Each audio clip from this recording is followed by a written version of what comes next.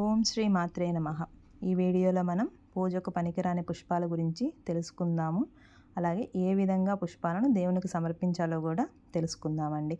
దేవుని పూజలో ఖచ్చితంగా పుష్పాలు ఉండాల్సింది. అయితే మన ఇంట్లో దీపారాధన చేసేటప్పుడు కొన్ని రకాల పుష్పాలను వాడకూడదు. అవి ఏమిటో ఈ వీడియోలో తెలుసుకుందాం. బంతిపూలు చూడడానికి చాలా అందంగా ఉంటాయి. కానీ బంతిపూలు దేవుని పూజలో ఉపయోగించకూడదు. కారణం, బంతిపూలు పురుగులను ఆకర్షించబడతాయి. ఇటువంటి బంతిపూలను దేవునికి సమర్పించడం వలన పురుగులు అనేవి మనం దేవునికి సమర్పించినట్టు అవుతుంది. కావున దేవుని పూజలో బంతిపూలు ఉపయోగించకూడదు. కానీ మనం బంతిపూలను గుమ్మాలకి తోరణాలుగా అయితే ఉపయోగించుకోవచ్చండి. అలా గుమ్మాలకి తోరణాలుగా కట్టడం వల్ల మన గుమ్మాలు చాలా అందంగా అయితే ఉంటాయి. గన్నేరు పూలతో దేవునికి పూజ చేయడం వలన వ్యాపారంలో అధిక లాభాలు వస్తాయండి. ఎర్రటి గులాబీలతో పూజ చేయడం వలన మీ ఇంట్లో ఉన్న కష్టాలన్నీ పోయి మీ ఇంటికి ఐశ్వర్యం లభిస్తుందండి.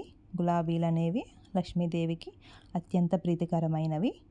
లక్ష్మీదేవి అనేది మీకు ఎల్లప్పుడూ ఎటువంటి లోటు లేకుండా చేస్తుంది. నేలరాలిన పువ్వులను దేవుని పూజలో ఉపయోగించకూడదండి. నేలరాలిన పువ్వులు ఆల్రెడీ భూదేవికి నివేదించబడి ఉంటాయి కాబట్టి అటువంటి పువ్వులను దేవుని పూజలో ఉపయోగించకూడదు. ముఖ్యంగా సాయంత్రం 6 దాటిన తర్వాత పూలను అస్సలు కోయకూడదండి.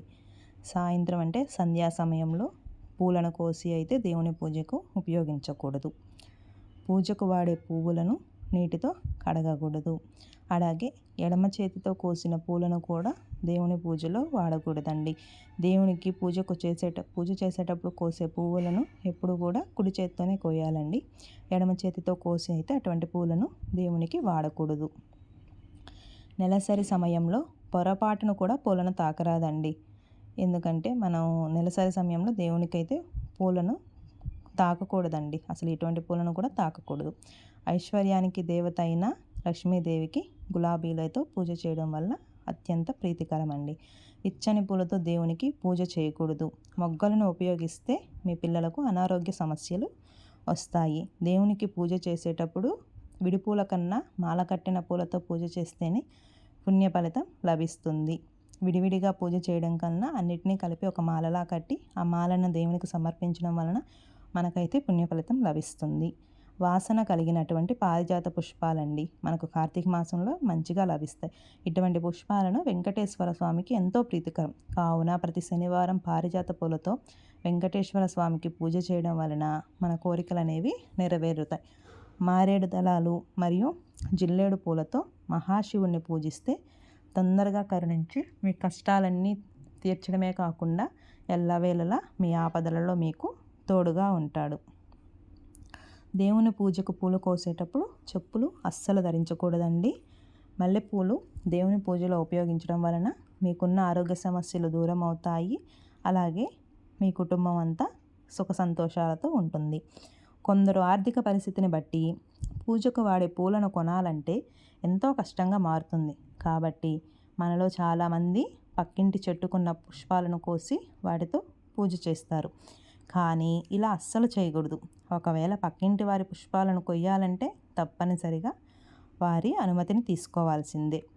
వాళ్ళ అనుమతిని తీసుకొని మనం అప్పుడైతే పూజకు ఉపయోగించుకోవచ్చు. చెట్టుకు ఉన్న పువ్వులను అన్నీ కూడా కోయకూడదండి. కొన్ని పూలు చెట్టు మీదనే ఉండాలి. చెట్టు కూడా బోసిపోయినట్టు ఉండకూడదు. మనం పూజకు కోసుకునేటప్పుడు కొన్ని పూలు చెట్టు మీద ఉండాలి, కొన్ని మనం పూజకు కోసుకోవాలి. పూలను కర్రతో దులపకూడదు. కింద గాడిన పూలను పూజకు ఉపయోగించకూడదు. పూజలో అన్నిటికన్నా ముఖ్యమైనది దీపారాధన. దీపారాధన వాడే నూనె పవిత్రమైనది కావాలి. అందుకు ఆవు నెయ్యి శ్రేష్టం. ఆవు నెయ్యి చాలా పవిత్రమైనదండి.